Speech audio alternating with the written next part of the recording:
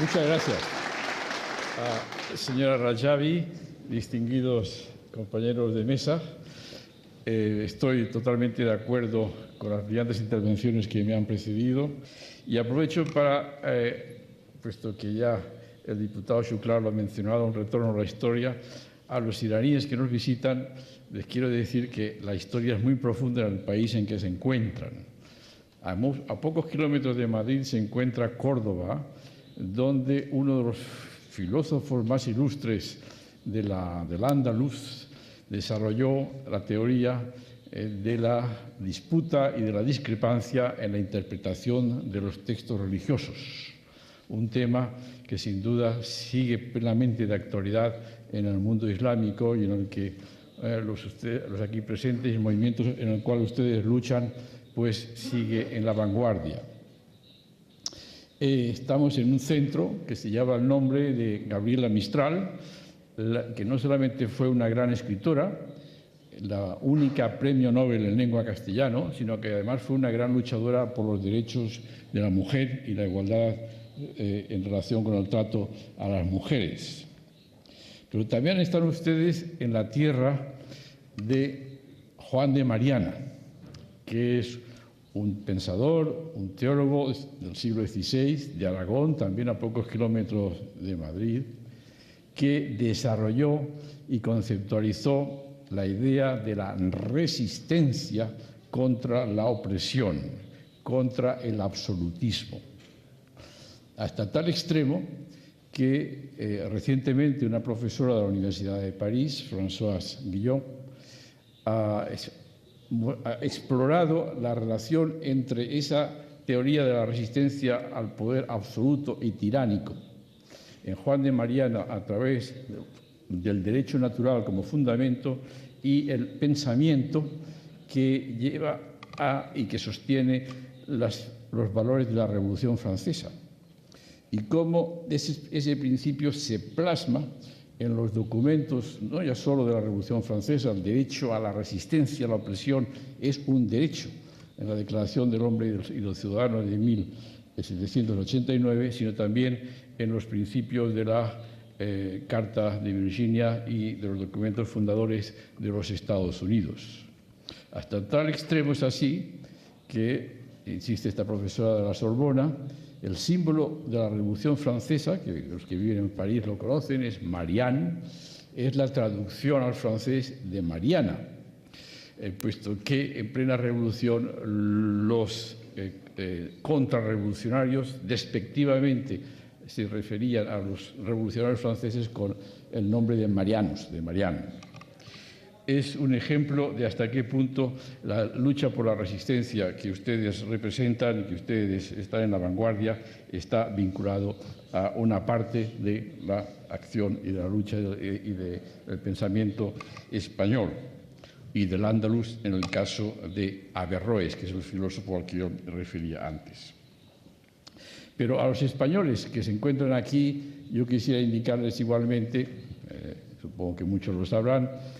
la extraordinaria trascendencia que ha tenido para Irán en términos trágicos lo que fue el derrocamiento del régimen democrático del doctor Mossadegh, que sumergió al país en una larga dictadura de más de 25 años. El movimiento en el cual combate señora Rajavi y todos los iraníes aquí presentes luchó contra esa tiranía, ejercitó el derecho de resistencia a la opresión contra la dictadura del Shah. Lamentablemente, esa etapa de pluralismo que se abrió con el derrocamiento de la dictadura duró poco y una nueva tiranía con otra fundamentación se ha instaurado en el país y todos sabemos exactamente el nivel y la profundidad de la represión. Pero al mismo tiempo hay que tener presente que la resistencia en Irán no solamente tiene raíces profundas, como yo acabo de evocar muy rápidamente, sino que también tiene un gran respaldo en el derecho internacional vigente. Y ya más recientemente, en la situación que vive Irak después de la invasión norteamericana, En el año 2004, los refugiados de la resistencia iraní en Irak recibieron el estatus de personas protegidas bajo la Cuarta Convención de Ginebra por parte de las fuerzas de intervención que estaban actuando en ese momento bajo la legitimidad de un mandato del Consejo de Seguridad de las Naciones Unidas. Esa calificación jurídicamente es muy importante porque significa que el no reconocimiento de los derechos básicos que ella protege, el derecho a la vida, el derecho a las libertades, el derecho a los tratamientos sanitarios o alimentación básica, el derecho a la propiedad, su no reconocimiento está considerado como un crimen de guerra. Y lamentablemente a los refugiados en Ashraf, desde el año 2009, en que el gobierno de Irak se hace cargo de la seguridad en esa ciudad, una de las ciudades más hermosas de Irak, construida íntegramente desde cero por la resistencia iraní, han sido objetos de una violación sistemática de esas garantías de la Cuarta Convención de Ginebra, lo que hace que los responsables máximos de esas violaciones hayan incurrido en la tipificación de crimen de guerra con las circunstancias agravantes de que pueden ser perseguidos bajo los principios de la jurisdicción universal por cualquier país que haya firmado el Convenio de Ginebra. Lamentablemente, de nuevo, también esa situación que se inicia en el 2009 sigue hasta el momento actual. Han sido forzados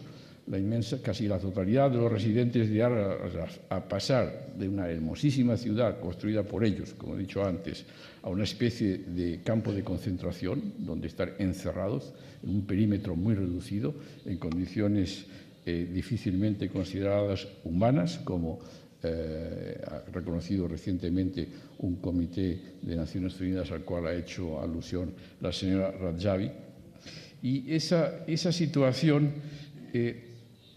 obedece a varias razones. Ya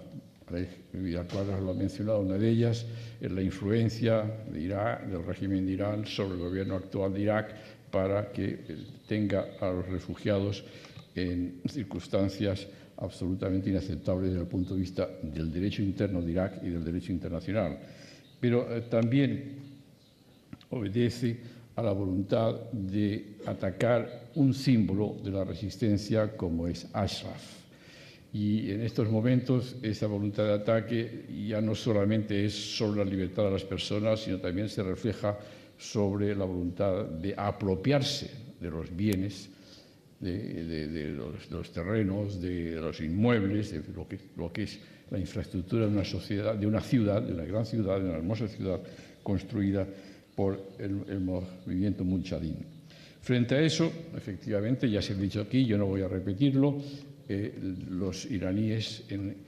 Irak no están solos, de la misma forma que tampoco están solos los iraníes que dentro de Irán resisten a la opresión. Mi mejor deseo y mi mejor contribución que yo puedo hacer es desear que los iraníes encuentren la manera de hacer frente a esa situación y de establecer un régimen democrático, de pluralismo, como ha dicho el señor Rajavi, de libertad, de igualdad y de democracia basada en la soberanía popular y en la separación de la Iglesia y del Estado. En ese terreno, indudablemente, encontrarán muchos amigos y particularmente en España. Muchas gracias.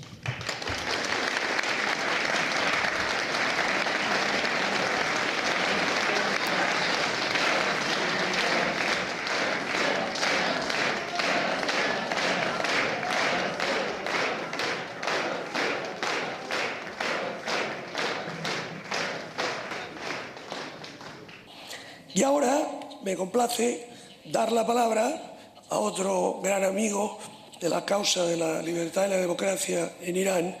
que es Francisco José Alonso, el presidente de la Liga Española de Derechos Humanos. Tienes la palabra.